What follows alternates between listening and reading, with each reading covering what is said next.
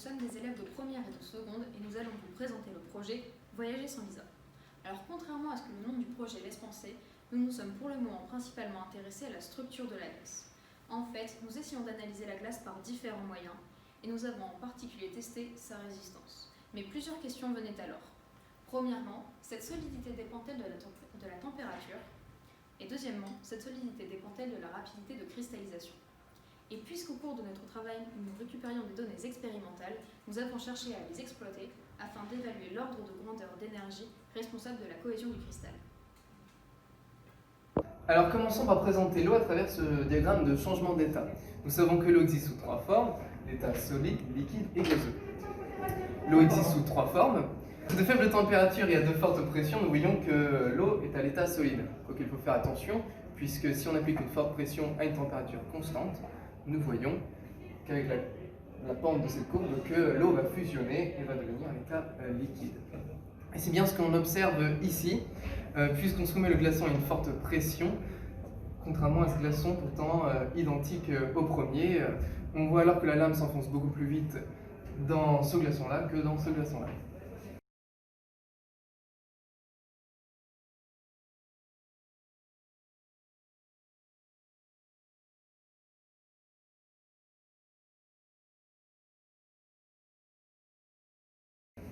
Alors maintenant que nous avons présenté ce qu'était l'eau à travers ce diagramme de changement d'état, nous allons voir comment tester sa résistance mécanique. Voilà. Lors de cette première expérience, nous nous sommes intéressés à la résistance des glaçons en essayant de frapper dessus. Pour ceci, nous avons conçu cette trancheuse à glaçons, équipée ici d'une lame usinée en biseau la rendant tranchante, ici d'un petit creux maintenant les glaçons lors de l'impact et juste là de deux rails permettant de guider la lame.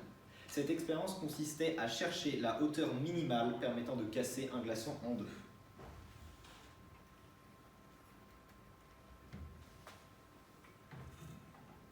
La hauteur moyenne que nous avons trouvée était d'environ 15 cm. Nous pouvons par exemple voir ici que nous avons affaire à un glaçon plutôt spécial. Et voilà. Lors de cette première expérience, nous avons utilisé deux catégories de glaçons, des glaçons à -4 et des glaçons à -18 degrés Celsius. Nous voulons savoir si la température d'un glaçon influençait sa résistance ou non. Pour les deux températures de glaçons, nous avons trouvé des valeurs plutôt proches. Nous nous sommes alors dit que la température d'un glaçon n'influençait pas sa résistance mécanique. Cependant, peut-être que les deux températures choisies n'étaient pas assez différentes. Nous aimerions donc recommencer ces expériences avec des glaçons à -80 degrés Celsius, faits avec de la glace carbonique, et des glaçons faits avec de l'azote liquide à -196 degrés Celsius, si cela est possible, bien entendu. Avant d'effectuer ces expériences à des températures beaucoup plus froides, nous avons déjà essayé d'exploiter davantage les résultats de nos expériences déjà réalisées. Nous avons remarqué que lorsque l'on coupe un glaçon en deux, la surface coupée n'est pas nette et lisse sur toute cette surface. Ceci est dû au fait que le glaçon possède deux zones, une zone transparente ici et une zone beaucoup plus opaque. Lorsque l'on coupe le glaçon en deux, on s'aperçoit que les zones transparentes sont coupées de manière très nette et lisse, comme on peut le voir ici, et que les zones opaques sont coupées de manière beaucoup plus chaotique. Dès lors, nous avons pensé que ces différences étaient dues à un manque d'organisation dans le glaçon au niveau des parties opaques, contrairement aux zones transparentes où nous pensons que les molécules d'eau sont très organisées dedans. Lorsqu'on parle de l'organisation des molécules d'eau dans un glaçon, on parle d'une structure cristalline IH, mais nous y reviendrons plus précisément par la suite, car nous allons faire des expériences pour le démontrer. Mais ici, la différence d'organisation dans le glaçon n'est pas à l'échelle de la maille cristalline, mais à une beaucoup plus grande échelle. Il serait d'ailleurs intéressant d'effectuer des calculs et des recherches pour trouver la longueur moyenne sur laquelle le glaçon garde sa structure cristalline bien ordonnée dans les zones opaques, qui sont beaucoup plus chaotiques normalement, afin de pouvoir déterminer si cela a un rapport avec la composition du cristal et la solidité du glaçon. Car nous pensons, selon notre point de vue, que cela en a un. À défaut de pouvoir encore faire cette mesure, nous allons faire une autre expérience qui concerne directement la cohésion du cristal. Alors, plus précisément, la liaison hydrogène. En effet, si la glace constitue un édifice solide, ça résulte des liaisons des molécules d'eau. Et ces liaisons sont des liaisons hydrogènes. Ainsi, lorsqu'on coupe un glaçon en deux, nous devons couper un certain nombre de ces liaisons hydrogènes. Et c'est avec ce raisonnement qu'on va faire notre expérience, puisque connaissant l'énergie mécanique à apporter pour couper le glaçon en deux, nous allons pouvoir remonter à l'énergie d'une liaison hydrogène. Encore faut-il savoir le nombre de liaisons hydrogènes coupées lorsqu'on coupe un glaçon en deux. Alors, à la pression et aux températures auxquelles nous travaillons, la glace se cristallise sous forme 1H. Donc, ce 1H, ce schéma résulte de cette forme-là. Et nous avons dû apprendre à compter le nombre d'éléments présents dans cette maille élémentaire. Alors, par exemple, au sommet, il y a 8 oxygènes qui vont compter pour une maille par oxygène. Nous voyons également qu'il y a 2 oxygènes qui sont présents à l'intérieur de cette maille-là, qui comptent pour 2 oxygènes par maille. Il y a également 4 oxygènes sur les arêtes, qui vont compter pour 1 oxygène par maille. Alors il y a 4 molécules d'eau qui sont présentes dans cette maille élémentaire. Maintenant que les sont comptés, on peut essayer d'estimer le nombre de liaisons hydrogènes à défaire pour casser notre glaçon en deux. On doit séparer les faces de la maille. Reprenons ce schéma de la face avant de la maille présenté en page précédente. Imaginons que nous ayons à casser les liaisons hydrogènes que font 6 molécules d'eau dont les oxygènes sont disposés sur la face avant de la maille. Un oxygène de l'arête fait 2 liaisons hydrogènes, mais il appartient à 2 mailles qui seront du même côté par rapport à la rupture du glaçon et 2 autres mailles qui seront dans l'autre bloc une fois le glaçon coupé. Donc cela revient à dire que pour séparer cet oxygène de l'autre bloc, il faut considérer que l'on doit rompre une liaison hydrogène par maille. Selon un raisonnement identique, l'oxygène au sommet a 2 liaisons hydrogènes. Mais il appartient à 4 mailles qui seront du même côté par rapport à la rupture du glaçon et 4 mailles qui seront dans l'autre face de l'autre bloc une fois le glaçon coupé. Donc cela revient à dire que pour séparer une maille, on a besoin de rompre une demi-liaison hydrogène. Mais comme on a 2 atomes d'oxygène au sommet, on doit donc rompre une liaison hydrogène. Donc on a un total de 2 liaisons hydrogènes à rompre. Donc maintenant, sur un glaçon de surface S, quand on l'a coupé, combien de mailles a-t-on défait? Eh bien, connaissant les paramètres des mailles de la glace IH, on peut exprimer la surface de la maille à détacher d'une autre. Donc cette surface est égale à A fois C. Donc le nombre de mailles à défaire est égal à la surface du glaçon coupé sur AC. Donc AC. Ainsi, si l'on considère que l'énergie cinétique E apportée au glaçon pour le séparer est utilisée pour le couper en deux, l'énergie d'une liaison hydrogène sera égale à l'énergie mécanique divisée par 2S sur AC. Or, on peut mesurer la surface du glaçon qui sera coupé, évaluer l'énergie mécanique si les frottements sont négligeables par rapport au rail. En effet, s'ils sont négligeables, cela signifie que les variations d'énergie potentielle de la lame seront entièrement converties en énergie cinétique juste avant l'impact, et au moment de l'impact, l'énergie cinétique est entièrement transmise au glaçon et l'énergie cinétique de la lame deviendra nulle. Mais est-ce que les frottements sont-ils bien négligeables? Eh bien, nous avons déterminé cela grâce à une expérience où en fait nous avons mesuré, nous avons calculé le temps que met la lame pour parcourir une distance donnée. Alors concrètement, 2 faisceaux laser éclairent de photorésistance. Lorsque la lame obture un de ces faisceaux laser, eh bien la tension aux bornes de la résistance diminue. Alors d'après la théorie, s'il n'y a pas de frottement, le temps nécessaire pour que la lame passe du premier au second laser pourrait s'écrire sous cette forme, c'est-à-dire Z de moins 1 est égal à l'intensité de pesanteur sur 2, etc. Alors, est-ce que cette relation est-elle vérifiée avec nos valeurs expérimentales?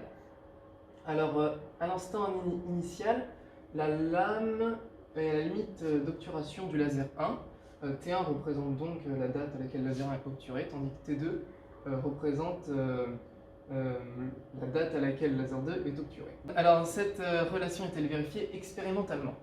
Eh bien c'est ce que nous voyons avec ce graphique où en fait on remarque ce que voient les photorésistances en fonction du temps. Nous voyons ici T1 qui est égal à 0 tandis que T2 est égal à 144, ici 144 millisecondes.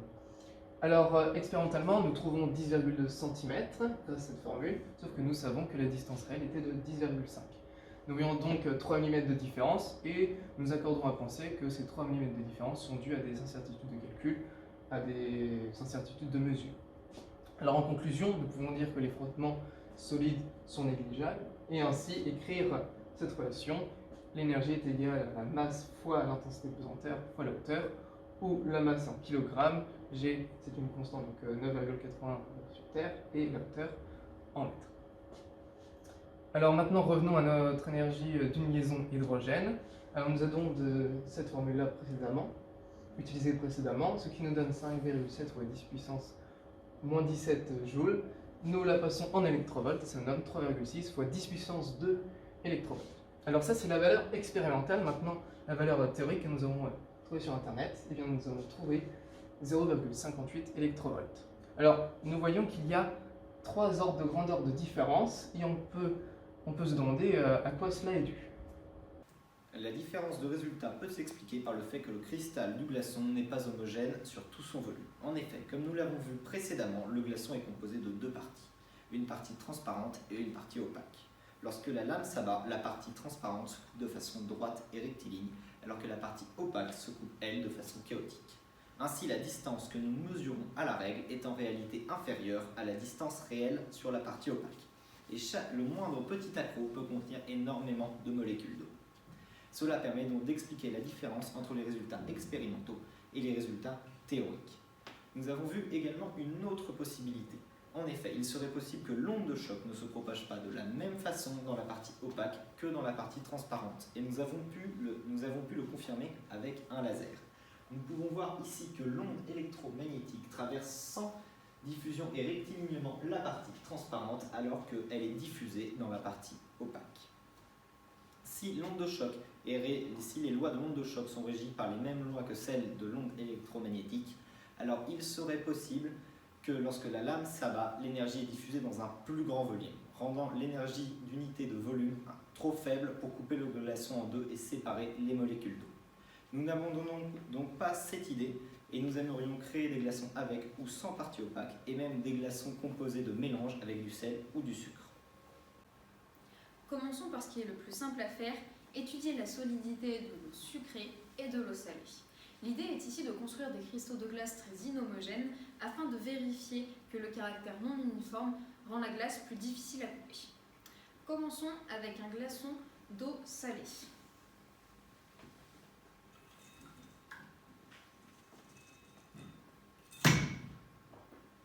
Alors d'accord, le glaçon est plus résistant aux coups portés. Mais cela ne vérifie peut-être pas notre expérience, car dans le solide, il y a non seulement des liaisons hydrogènes, mais il y a aussi des liaisons ioniques, dont l'énergie est 10 fois plus forte que celle des liaisons hydrogènes. Passons maintenant à un glaçon d'eau sucrée.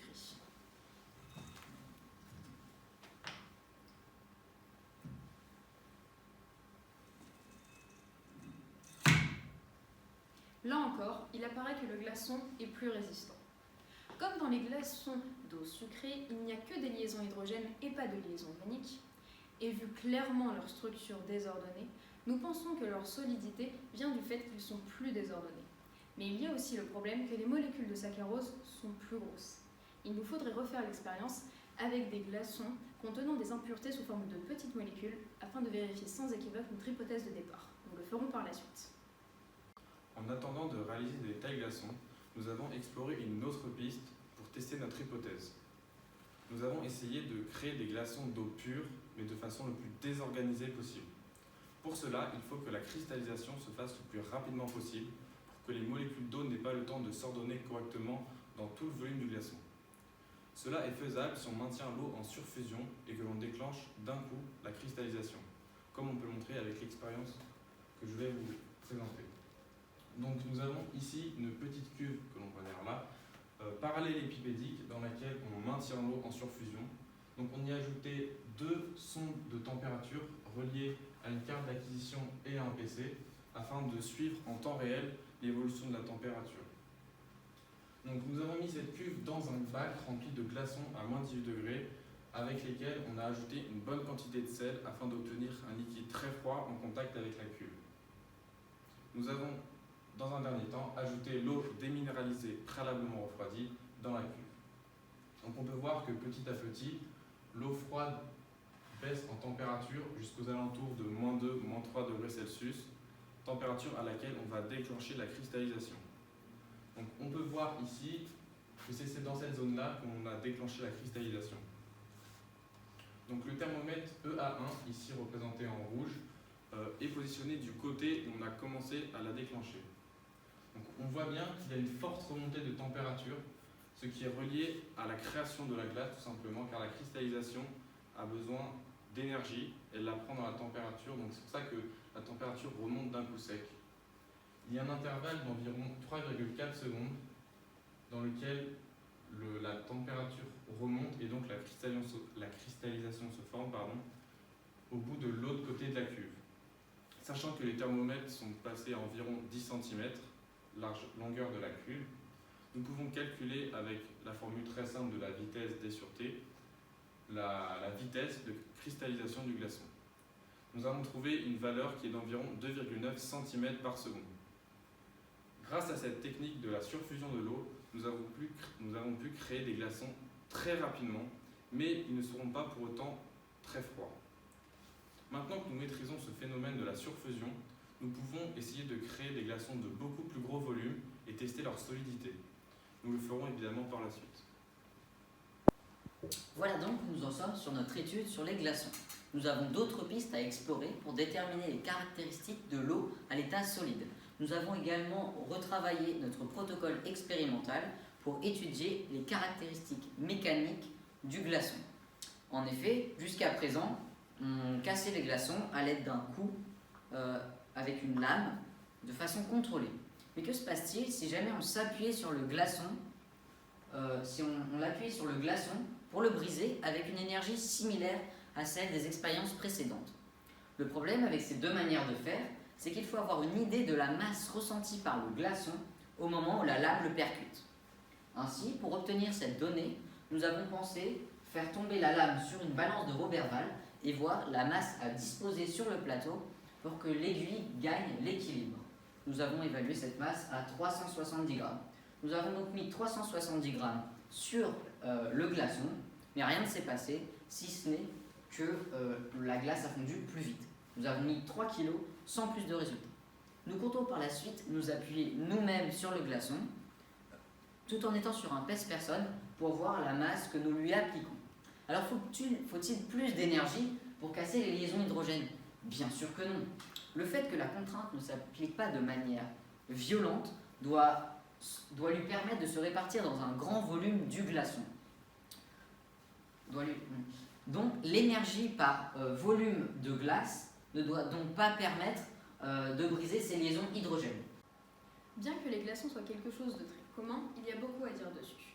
Nous les avons abordés sous un aspect plutôt mécanique, tout en évaluant leur solidité lorsqu'on les soumet à une contrainte violente.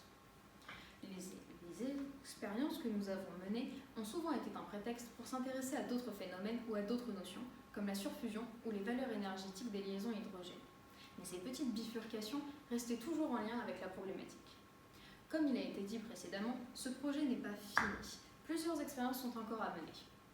Lors de la solidification, la glace cristallise dans des zones différentes les unes des autres. Peut-on mesurer le volume d'une zone de cristallisation homogène?